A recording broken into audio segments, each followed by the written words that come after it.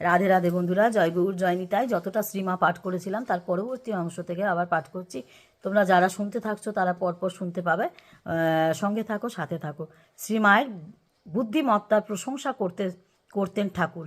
গঙ্গার তীরে পানিহাটিতে প্রতিবার জ্যৈষ্ঠী শুক্লার ত্রয়োদশীতে চিরার মহোৎসব হয়। সেখানে সারাদিন আনন্দের মেলা, হরিসংকীর্তন লেগেই থাকে। শ্রীরামকৃষ্ণ এই উৎসবে যেতে ভালোবাসতেন। একাধিকবার সেখানে গেছেন। একবার এই উৎসবের দিনে সকালবেলায় ঠাকুর পানিহাটি যাবার জন্য প্রস্তুত হচ্ছেন। কয়েকজন শ্রীভক্তও তার সঙ্গে যাবেন বলে ঠিক করেছেন।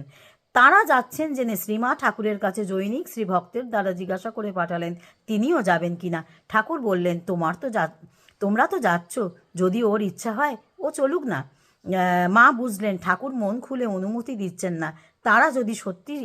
তার যদি সত্যি ইচ্ছে হতো তাহলে তিনি নিজেই বলতেন, হ্যাঁ যাবে বই কি। কাজেই তিনি যাবার সংকল্প ত্যাগ করলেন। বললেন, অত ভিড়ে তার অসুবিধে হবে। রাতে উৎসব ক্ষেত্রে থেকে ফিরে এসে ঠাকুর বলেছিলেন, অত ভিড়, তার উপর ভাব সমাধির জন্য আমাকে সকলে লক্ষ্য করছিল। ও সঙ্গে না গিয়েই ভালো করেছে।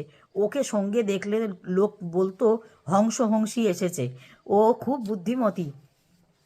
ওই দিনই মায়ের বুদ্ধিমত্তার প্রশংসা করে তিনি আর একটি ঘটনার উল্লেখ করেছিলেন। আর একবার মারোয়ারি ভক্ত লক্ষ্মীনারায়ণ শ্রীরামকৃষ্ণের সেবায় 10,000 টাকা দিতে চাইলেন। সন্ন্যাসী তিনি। এক কথা সে প্রস্তাব প্রত্যাখ্যান করলেন। কিন্তু শ্রীমাকে পরীক্ষা করতে ইচ্ছে হলো তার। মাকে বললেন, ওগো, এই টাকা দিতে চায়, আমি নিতে পারবো না। বলায় তোমার নাম দিতে চাইছে, তুমি ওটা নাও না কি না নাও না কেন?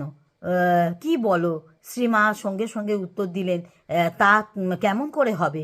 টাকা নেওয়া হবে না। আমি নিলেও ও টাকা তোমারই নেওয়া হবে, কারণ আমি রাখলে তোমার সেবা ও অন্যান্য প্রয়োজনে খরচা না করে থাকতে পারবো না। ফলে ওটা তোমারই নেওয়া হবে। তোমাকে লোকে শ্রদ্ধা ভক্তি করে তোমার ত্যাগের জন্য, কাজেই টাকা কিছুতেই নেওয়া হবে না। শ্রীরামকৃষ্ণদেব ভীষণ খুশি হলেন। এর বহুদিন পরে কথা, শ্রীরামকৃষ্ণের এবং স্বামী বিবেকানন্দের দেহত্যাগের পরের ঘটনা। দক্ষিণাত্যে ঘুরতে ঘুরতে মা তার ভাইজি রাধু ও অন্যান্যদের নিয়ে এসেছেন পাম্বান দ্বীপে রামেশ্বর মন্দির ক্ষেত্রে। ওই দ্বীপ ও মন্দির তখন রামনাদের রাজার অধীনে।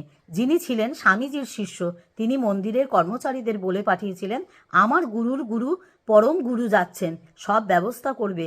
তাদের বিশেষ ব্যবস্থার অনুযায়ী মা গর্ভ মন্দিরে গিয়ে মনের সাধে রামেশ্বর শিবলিঙ্গকে পুজো করছিলেন।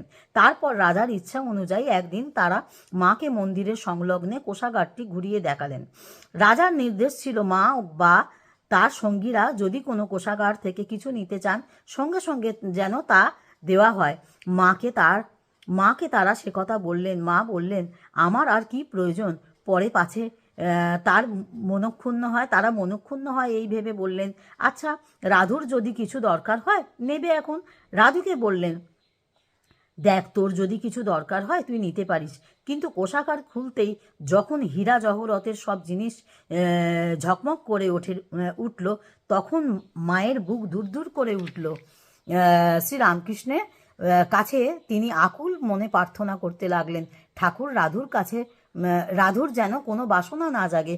ঠাকুর সে প্রার্থনা নিশ্চয়ই শুনলেন, কারণ বালিকা রাধু সব দেখে শুনে বলল, এ আবার কি নেব?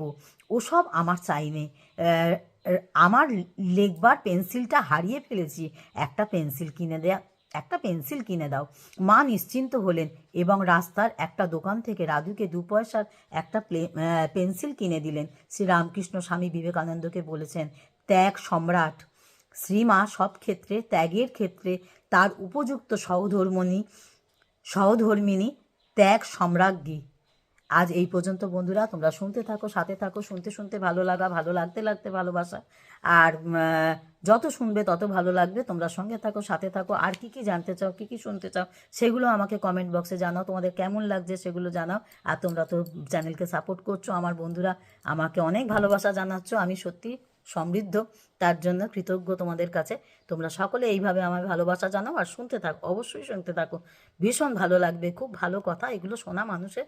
ছোটদেরও শোনাবে, বড়দেরও তোমরাও শুনবে, ছোটদেরও শোনাবে। শিশুদের মধ্যে ধর্মের প্রচার হোক, সনাতন ধর্মের প্রচার হোক, এটাই আমার প্রচেষ্টা। তোমরা সকলে সুস্থ থাকো, ভালো থাকো, আর এইভাবে পরবর্তী ভিডিওর জন্য তোমরাও অপেক্ষা করতে থাকো। আমি আবার আসবো, আবার বলবো। ততক্ষণ সঙ্গে থাকো, সাথে থাকো। জয় গৌর, জয় নিতাই, রাধে রাধে।